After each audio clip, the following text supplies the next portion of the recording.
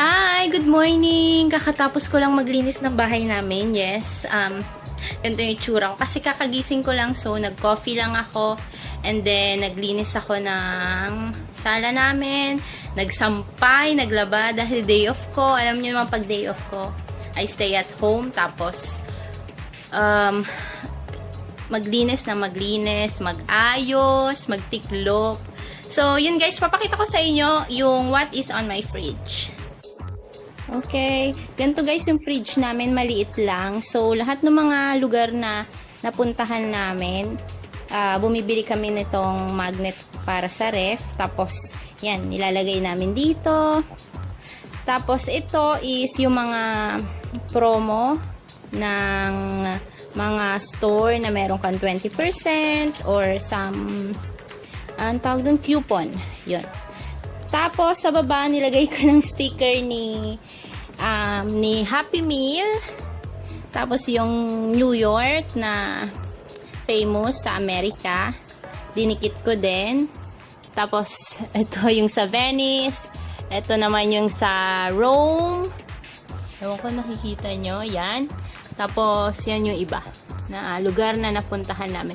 So, buksan natin yung ref namin. Maliit lang yung ref namin. Oh, tan tan tan tan.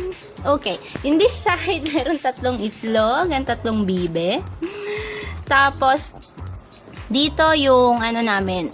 Mahilig kasi ako dati sa strawberry, so I need, teka, uupo nga ako. Ayan. I need whipped cream. And ayan, meron kaming tubig.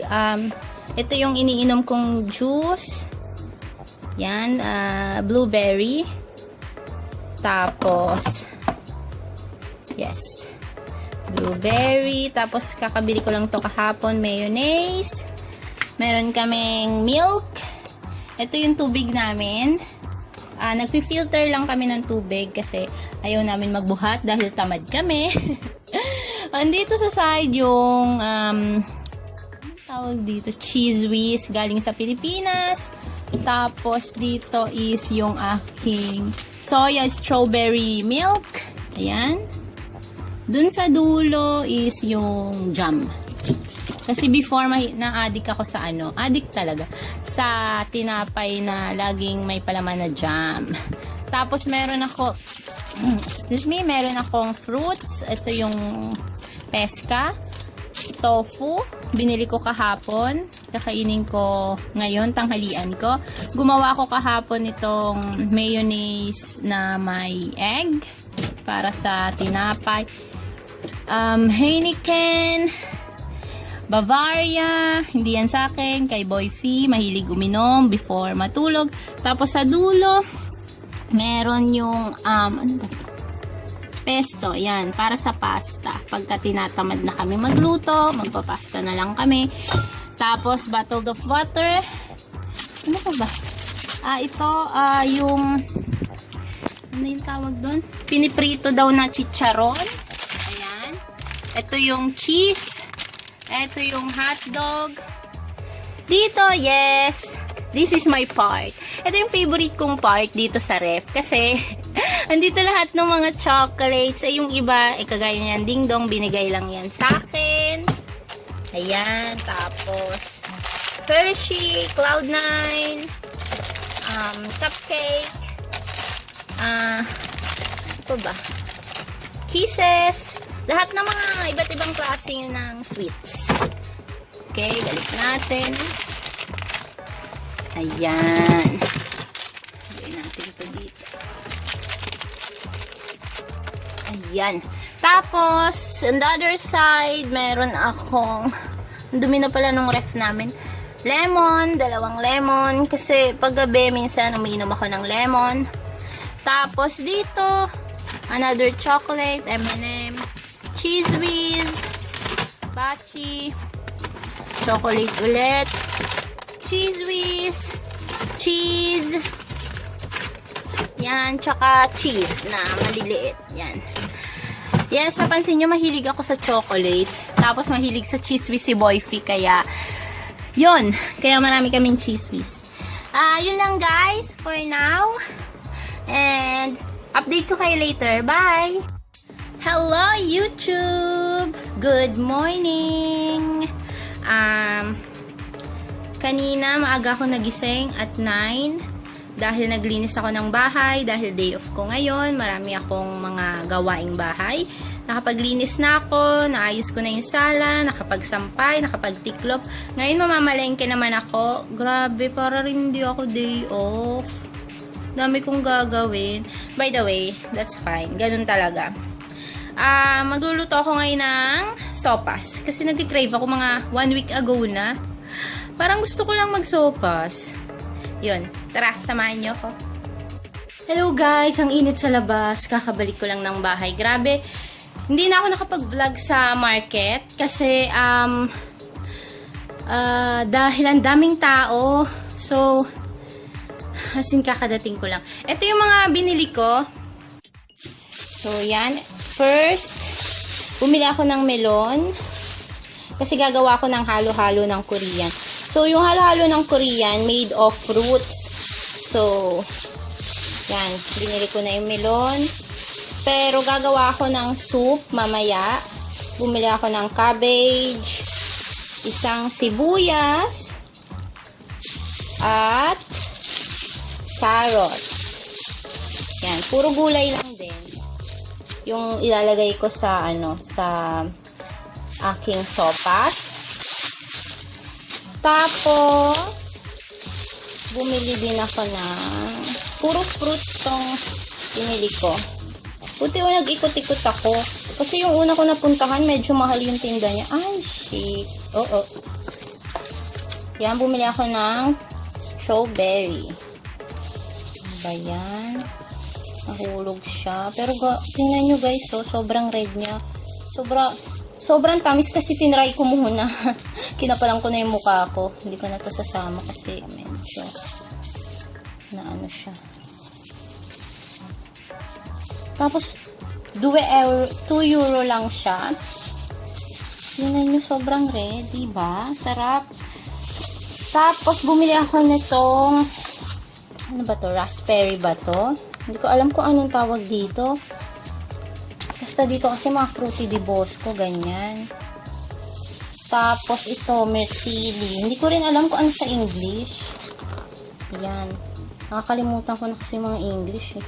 Yan, myrtili. Oops. Ayun lang guys. Tapos ito, yung pasta ko para mamaya. Konti lang kasi kapag maraming natatapon na pagkain, kaya yan, siguro na yan, tigkalakati kami, enough na yan, kasi mahina naman yung kumain pag mga soup. Yan, tapos may milk naman ako dun sa ref. So that's all guys. Mamaya na lang ulit. Oops, ayan, mamaya na lang ulit pagka naluto ko na. So yan guys, ito yung pasta na gagamitin ko sa soup, sa sopas. Ayan.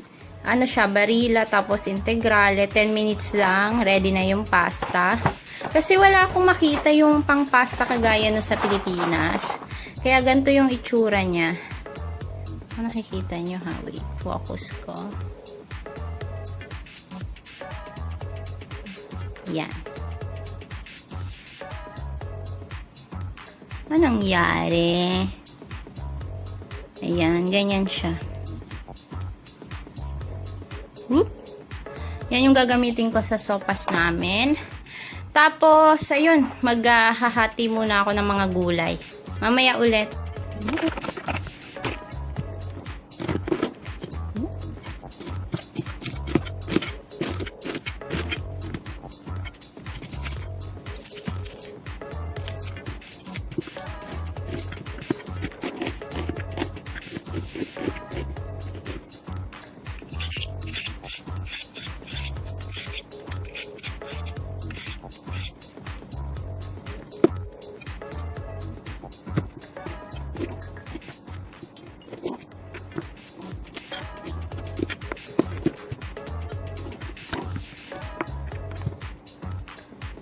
Yan guys, magluluto na ako ng aking sopas.